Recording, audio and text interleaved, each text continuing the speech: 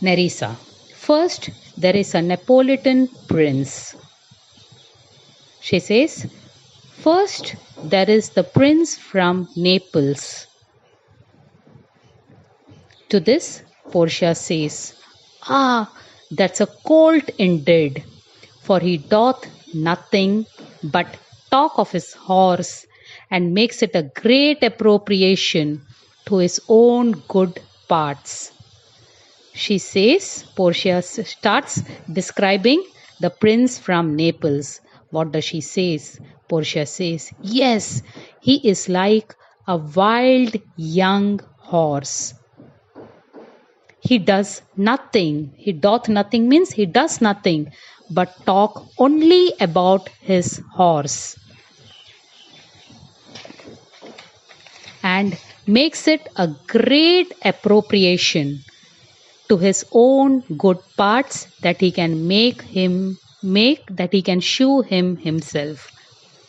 He says the prince of Naples just went on talking about his horse in such great admiration. He went on appreciating his horse, that so much so that the prince said that he can shoe his own horse. Meaning, you know what is a horseshoe? Horseshoe is something which is put under the feet of the horse, and it is a very difficult task, because to make the horse wear its shoes, it is why difficult, because first of all the feet of the horse has to be lifted, and then the shoe that is the iron had to be nailed under its feet, and it is quite a difficult task. Okay, so what the prince of Naples said, he said that he's so brave, he has so much of guts that he can shoe his own horse, that he had the guts to put shoes under the feet of the horse.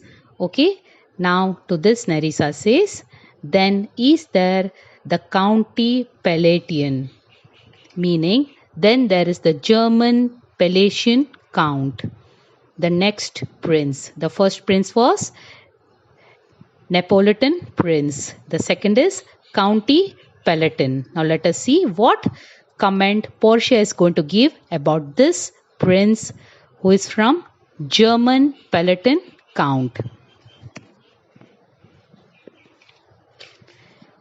Portia says, he doth nothing but frown, as who should say, and you will not have me choose. He hears merry tales and smiles not. Let me explain you.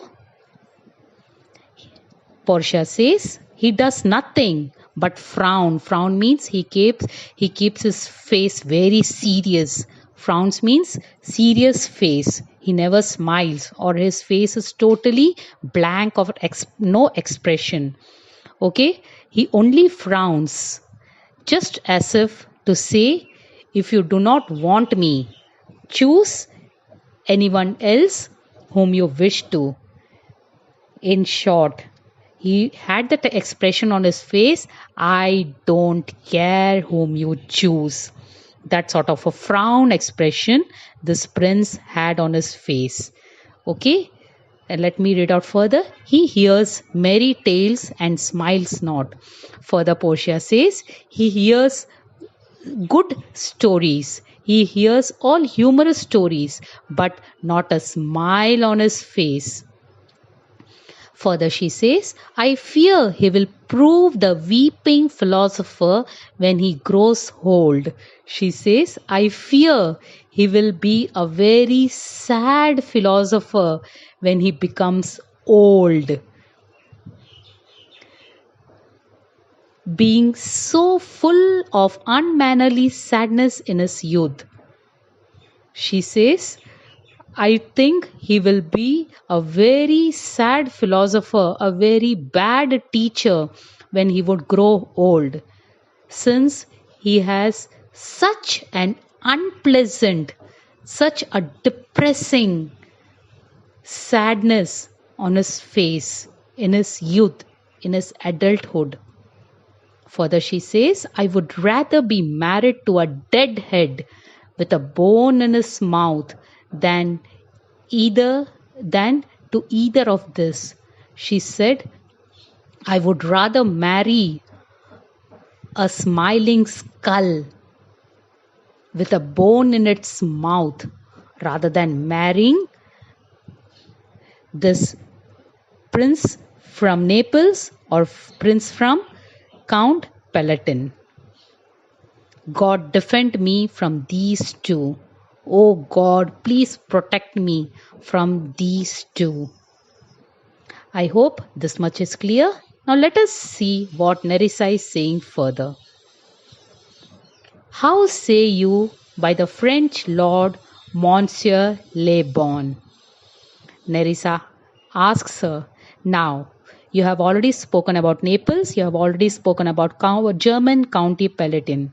Now what is your opinion about the next suitor who is a French lord?